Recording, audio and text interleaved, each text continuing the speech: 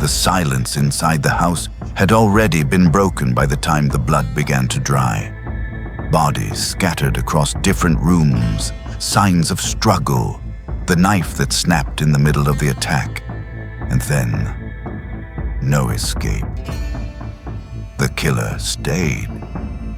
He walked through the house as if it belonged to him, used the bathroom, opened the refrigerator, ate, sat down, rested. Hours passed with him still inside, breathing the same heavy air that still carried the fresh scent of death. There was no urgency, no fear. And when he finally left, he didn't just leave victims behind. He left a presence.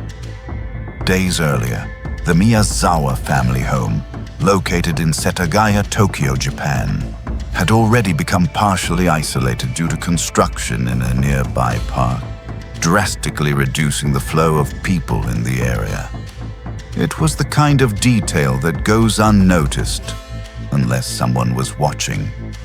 Inside the house lived 4 people, a couple and their 2 children, an 8-year-old boy and a 6-year-old girl, a normal life with no history of conflict, no known enemies, no apparent reason that could explain what would happen that night. Around the turn of the year 2000, sometime between late night and the early hours of the morning, that normalcy was violently shattered. The house was quiet. Everyone was asleep when the intruder entered, with no clear signs of forced entry. Everything suggests the father was the first to encounter him. There was a confrontation, there was a struggle. That's when the blade broke, but it didn't stop him. At some point, he took another knife from inside the house and continued. What followed was not simultaneous. It was sequential, fast, controlled, one by one. The mother and daughter were attacked next. The boy, likely awakened by the noise, was the last. Some died from stab wounds, others from suffocation. In the middle of chaos, there was no time to escape, no time to call for help. The silence of the early morning, combined with the isolation of the area, swallowed any chance of survival. And when it was over, everyone was dead. What came next is what turns this case into something deeply disturbing. The killer remained inside the house for hours. He used the bathroom, leaving biological traces, ate food from the refrigerator, drank tea, went through documents, accessed the family's computer. At one point, he even lay down.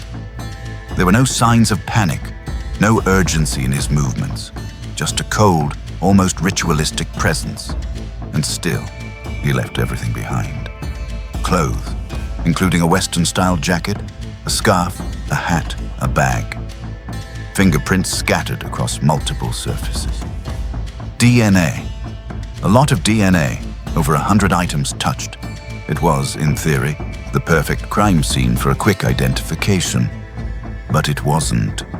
The genetic analysis revealed something unusual for Japan at the time. A possible mixed ancestry with both Asian and European traits. The fingerprints matched no records. The sand found on the suspect's belongings pointed to a specific origin associated with areas used by US military personnel.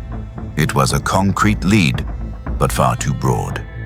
Thousands of people could have passed through similar locations. No name surfaced, no face. Even with technological advances in the decades that followed, the genetic profile never found a match. No national or international database could identify a suspect.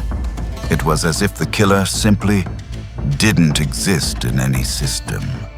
No significant theft, no clear motive, no connection to the victims.